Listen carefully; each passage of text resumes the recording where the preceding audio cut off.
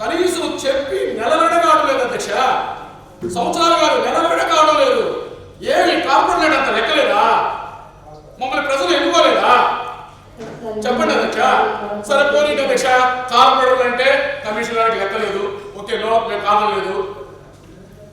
కనీసం అక్కడ ఒక ప్రాపర్టీని ధ్వంసం చేసేటప్పుడు స్థానిక కార్పొరేటర్గా నేను ఉన్నాను, లేదంటే ఆ ప్రాపర్టీని సొంత నిధులతో పెట్టుకున్న వాళ్ళు ఉన్నారు, వాళ్ళు కనీసం ఒక నోటీస్ కానీ కనీసం ఇన్ఫర్మేషన్ కానీ ఏమన్నా ఇచ్చి చేశారా?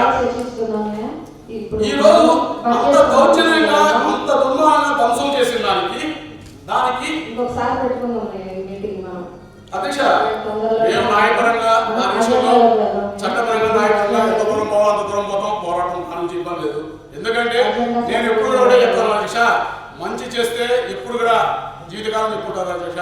ఒక పొరపాటు చేసిన జడ్జి చెప్పుకున్నది అది చెప్పుకుంటారు. ఎందుకంటే గతంలో ఎంతో మంది కమిషన్లు వచ్చారు అధ్యక్ష.